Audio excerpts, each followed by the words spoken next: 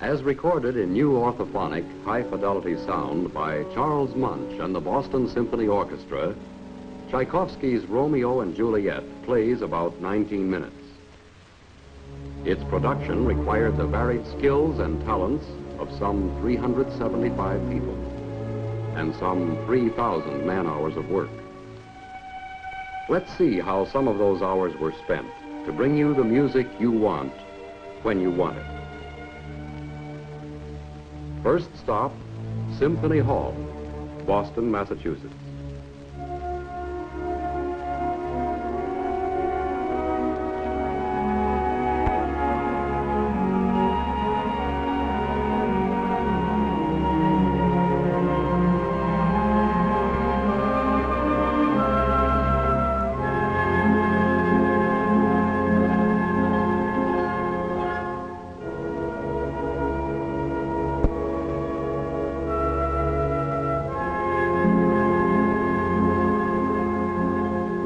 To begin with, a new orthophonic high-fidelity recording is not just the mechanical reproduction of a concert performance.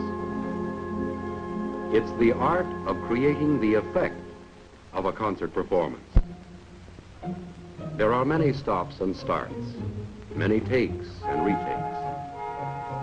That's because the end object is a planned illusion. The illusion, as you ultimately hear the music played back through your phonograph, that you have the best seat in the concert hall. How do they do it? Well, the recording music director or any one of the sound engineers could easily explain it all in 10 weeks. But let's just take a look at 3 of the fundamental requirements of high-fidelity recording. The first is full dynamic range. That's the spread between the softest and loudest passages in the music. In a concert performance, the range is as wide as the conductor feels the score indicates. These meters on the recording console indicate the volume of sound coming from the orchestra onto the magnetic tape. In the old days, home phonographs could not reproduce either full loud passages or very soft passages. So they were literally kept off the record right here by sound monitoring. But it wasn't a faithful reproduction of the actual performance, such as you get with today's high-fidelity recording techniques. Today, as it should be, the conductor and his musicians control all of the dynamics, including all of the natural shadings, just as they do in a concert. And after the recording begins, the engineer never touches the controls. The full dynamic power of the orchestra is faithfully transferred to the recording tape. The second requirement is somewhat similar, achieving natural balance between all instruments and sections of the orchestra. This can only be achieved by precise microphone placement, and this varies amazingly with the music, the particular artists, the hall itself, even climatic conditions. It is never the same from one recording session to another. Again, an easy solution might be found here by the arbitrary placement and control of many microphones. But again, it wouldn't be natural or faithful reproduction. Today, the engineers record the orchestra as a complete unit.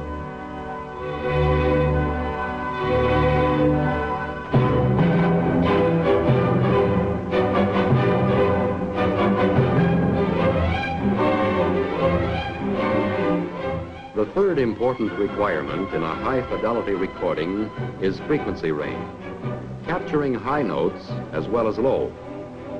This is actually accomplished before the session begins. All it takes is recording equipment of enormous cost and capacity, such as this recording console. It faithfully handles all sounds audible to the human ear. The entire frequency spectrum from 20 to 20,000 cycles per second. And with less than 0.2% distortion, it transfers them to the swiftly spinning magnetic tape. A new challenge here is stereophonic recording. This requires dual mics, dual-track tape machines, and a stereophonic mixer. But for those who have the equipment, it also permits two-system or stereophonic playback in the home. There are other high-fidelity requirements, such as presence, definition, clarity. But with time and patience and enough retakes, they get on the record too. Eventually, there is a playback that everyone recognizes as the image they were seeking, both artistically and acoustically.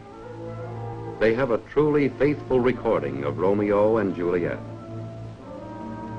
And we are one step closer to having it in our homes. Next stop, New York City, and the precise engineering business of transferring the recorded sound from tape to a disc called the Lacquer Master. This disc is the grandfather of the records to come later. Let's look at the steps in the cutting of our Lacquer Master. Most of the sound factors are already known. The speed of the tape in recording, its playing time, and the sound level required. These factors must be considered for both 45 RPM and long play Lacquer Masters. A special Lacquer Master disc is closely inspected. For the 12-inch long play record, the master is 16 inches in diameter. For 45 extended play records, the master is 12 inches in diameter. In both cases, the extra width allows plenty of working room in cutting. Besides a spindle for centering, the turntable has a number of holes.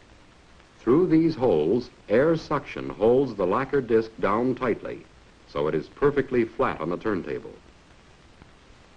The playing time of the music determines the number of grooves per inch that will be cut into the record. The sound dynamics of the music determine how far apart the grooves must be.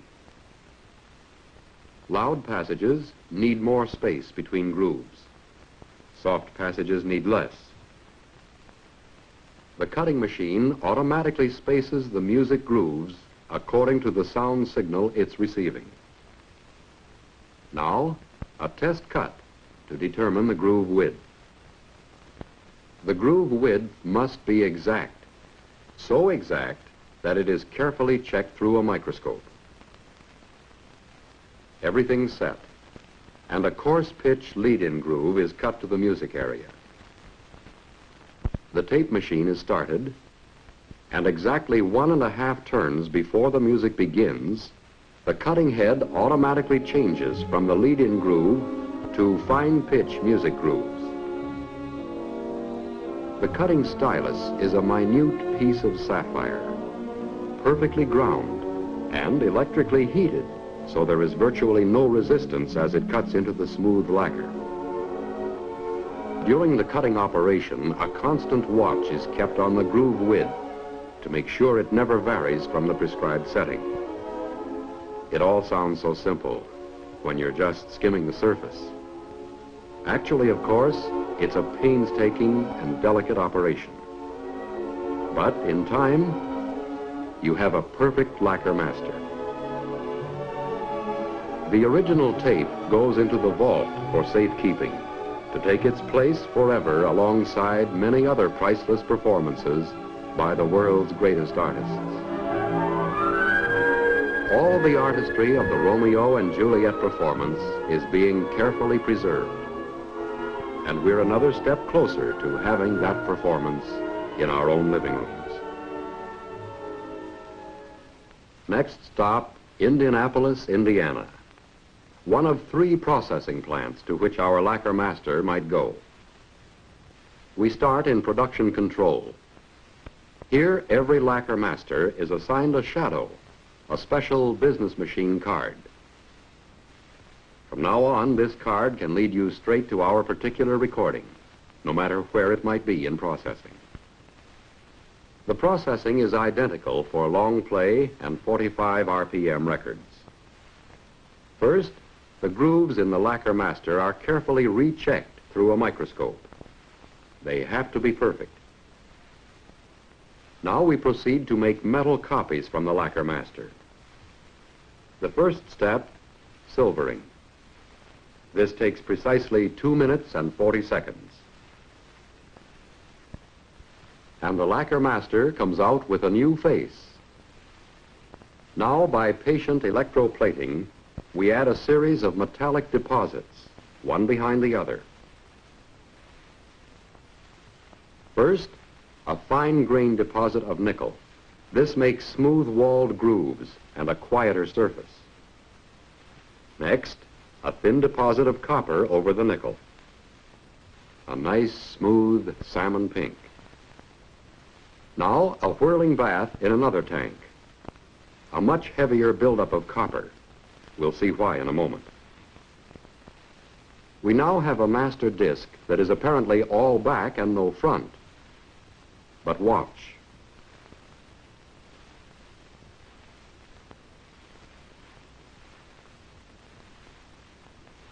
Now we have two fronts and two masters. The original lacquer master is on the left. A new silver-faced master is on the right. But this is the point where most people long for a road map. Let's make one.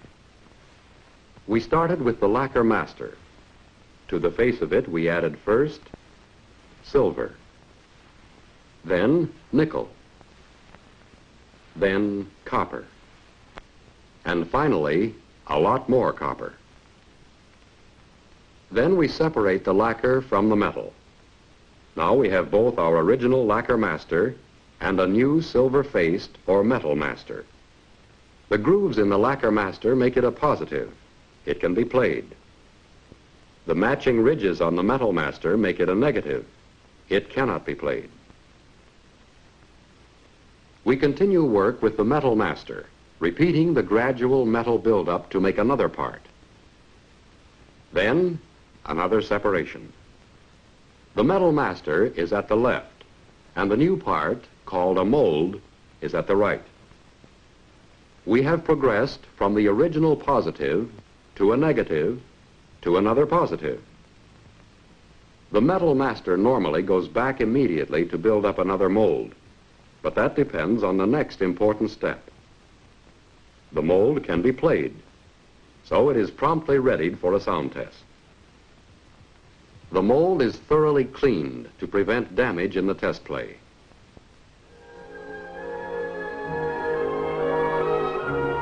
In any Name That Tune contest, put your money on a record tester. 8 hours a day, and all kinds of music. She loves it. More important, she is an expert at hearing the slightest imperfection on a record surface. And should she find any, a new lacquer master from the original tape is immediately ordered from New York. After audio testing, the mold goes back to the plating tanks. It produces the most important new metal part, the stamper. This completes the cycle.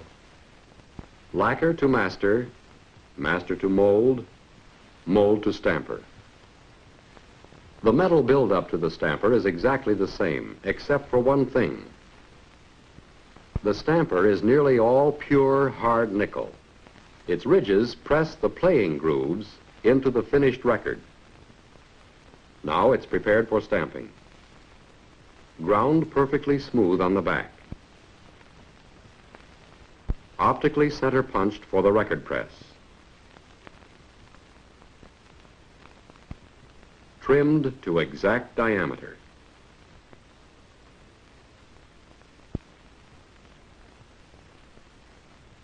And coined, given a formed edge to grasp the stamping die securely.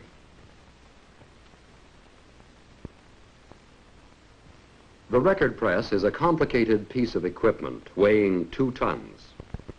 It molds records by compression. Our stamper is mounted on the top die. Below it, another stamper simultaneously presses the other side of the record. The record compound, the finest pure vinyl obtainable, is fed into the press in granular form. It is forced by hydraulic pressure into a soft plastic in just the right amount for one record.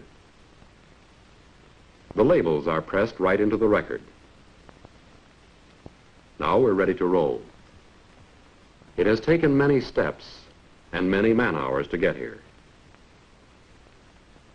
But a new record is stamped every few seconds. The record press automatically heats the vinyl plastic for stamping, then automatically cools it, so the record can be played immediately.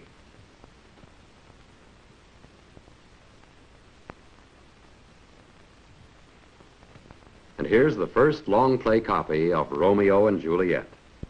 A collector's item? No. The first pressing is always carefully inspected for everything from the correct serial number to perfect centering. Then, still another playback test. And finally, the pressing of the Romeo and Juliet gets going in earnest.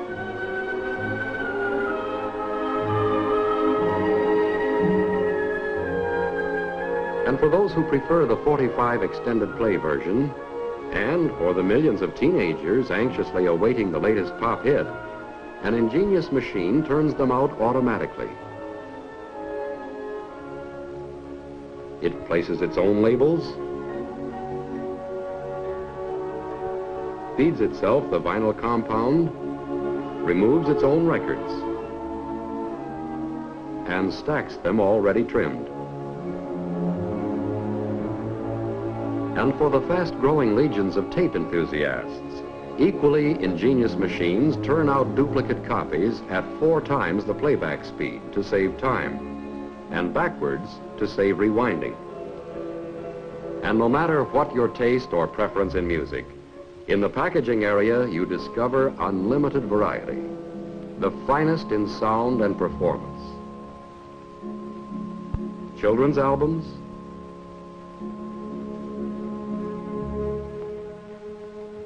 the unusual, show tunes,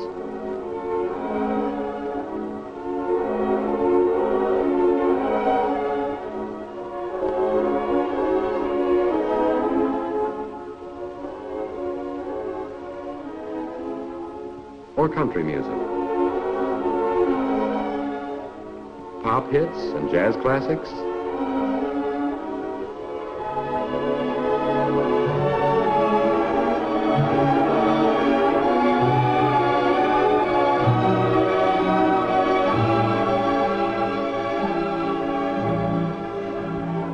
dance and party music,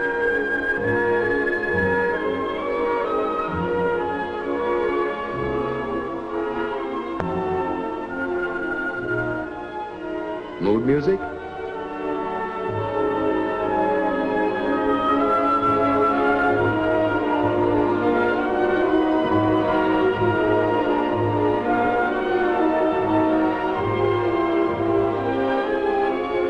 grand opera,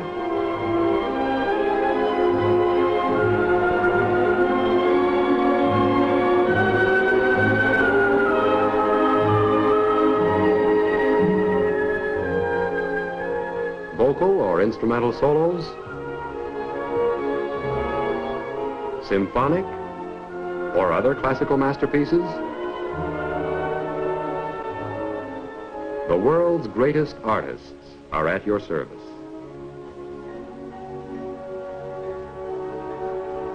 It's a big operation. But no matter what type of music you prefer, or whether you want it on 45 extended play or 33 1/3 long play, every record is made with the same care and to the same high fidelity standards.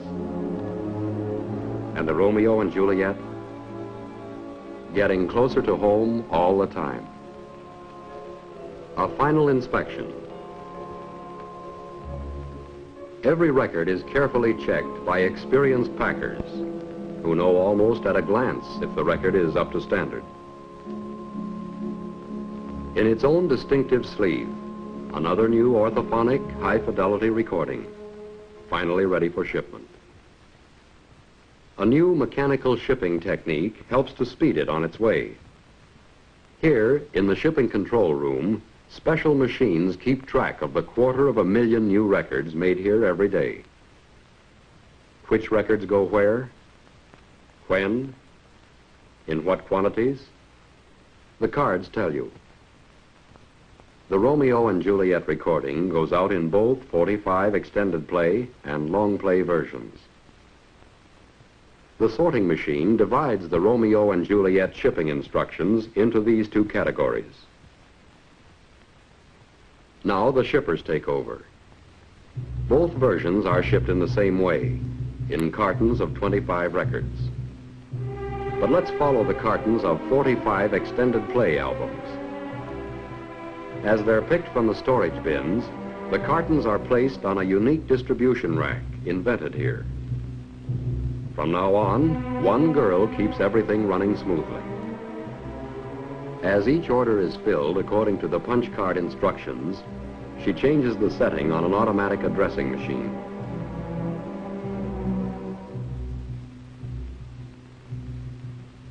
And the equipment does the rest.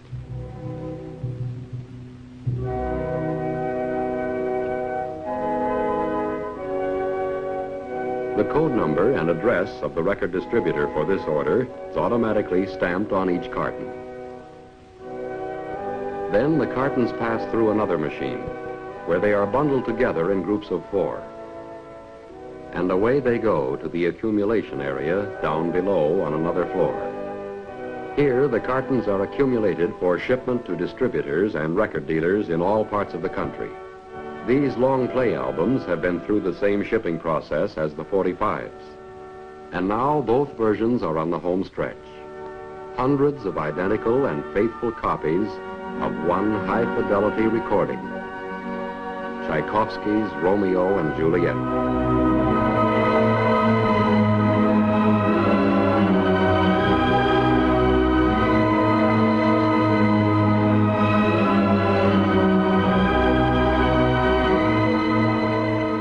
Tchaikovsky's Romeo and Juliet. It's traveled a long way for an illusion. The last stop, home, and the best seat in the concert hall.